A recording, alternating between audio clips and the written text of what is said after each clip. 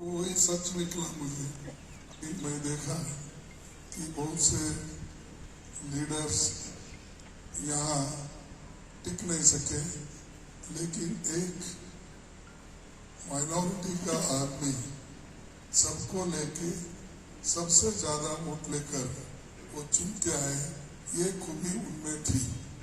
इसीलिए मुझे ऐसा महसूस हो रहा है कि एक व्यक्ति को नहीं, एक लीडर को हमने खोया है इस एरिया में, खास करके हैदराबाद कर्नाटक में।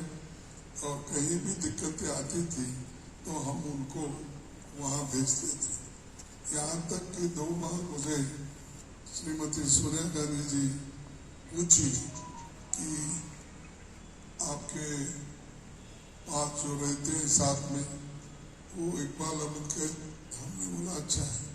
तब उन्होंने ये कहा कि उसको हम ये जॉइंट कमेटी का चेयरमैन बनाएंगे, क्योंकि वो डिस्क्वालिफिकेशन का मामला था।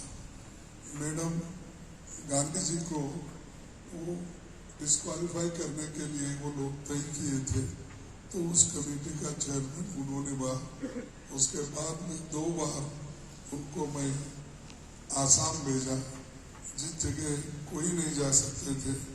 इसीलिए मैडम गांधी भी बड़ी खुश थी कि जो डिपेंडेबल लीडर और फ्रेंड है, ऐसे लोगों को प्रोत्साहन देना, तो उन्होंने वो काम भी बहुत अच्छा निभाया। निभाने के बाद किसी वजह से उसकी एमएलसी की हार हुई। तब मैं स्विट्जरलैंड में था।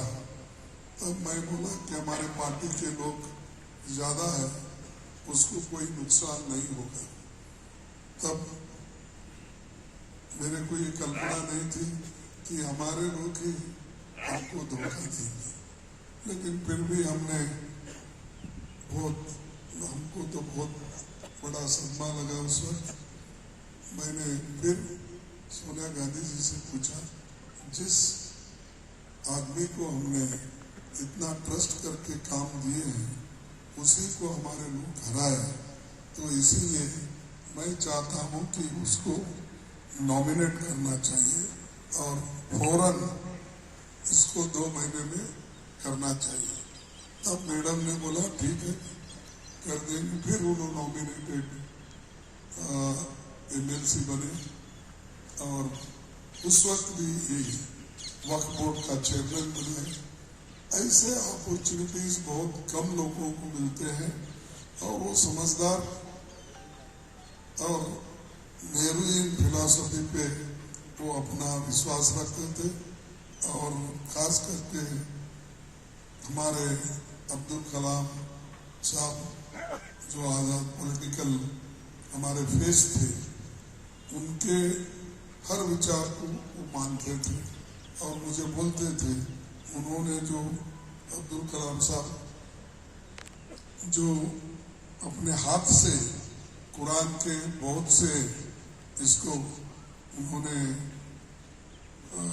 अरबी से उर्दू को तर्जुमा करके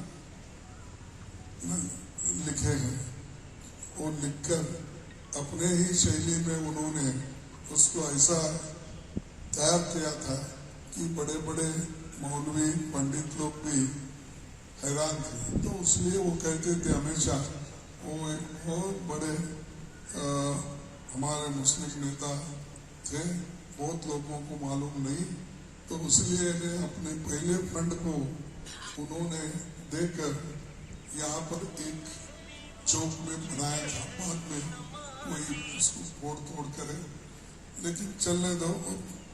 यानी ऐसी आगे की सोच बहुत थी उनको। अब करने से क्या नुकसान है, अब वो बात बोलने से क्या नुकसान है, और आगे वक्त आया तो किस ढंग से उसको चलाना। ऐसी एक शख्सियत थी, उनको हमने आज घुमा लिए हैं।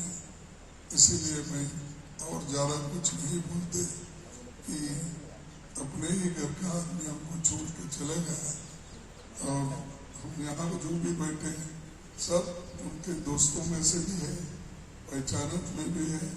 और सबको अगर एक दूसरे का किस्सा नहीं मिलता तो मेल मिलाप वो करते थे। तो आज मुझे भी बहुत बड़ा सदमा पहुंचा जब मुझे मालूम हुआ कि यहाँ पर उनका इंतकाल हुआ रात में और सुबह करने वाले हैं। तो फिर मैं गांधी जी को शायद उनका भी लेटर पहुंचा कि नहीं मुझे, वो भी लेटर लिख के भेज रहे हैं। तो मैं उनको भी संदेश दिया मैं जा रहा हूँ। तब मैं स्पेशल फ्लाइट लेके यहाँ आया हूँ अंतिम दर्शन के लिए। इसीलिए मैं अपने इससे मेरा हार्दिक यानी दिल से एक उनको श्रद्धांजलि देता हूँ और उनके घर के लोगों को बड़ा सदमा पहुंचा है, दुख पहुंचा है। उनको भी वो दुख सहन करने की शक्ति अल्लाह उनको दे और वो सहन करके अपना आगे जीवन बढ़ाए और दुख में वो न रहे, एक आगे बढ़ाने के लिए वो काम करते रहे। ये जिंदगी के हर चीज में ऐसी घटनाएं आती है, तो इसलिए मैं फिर एक बार उनको श्रद्धांजलि देता हूँ और मेरे बातों को खत्म करता हूँ।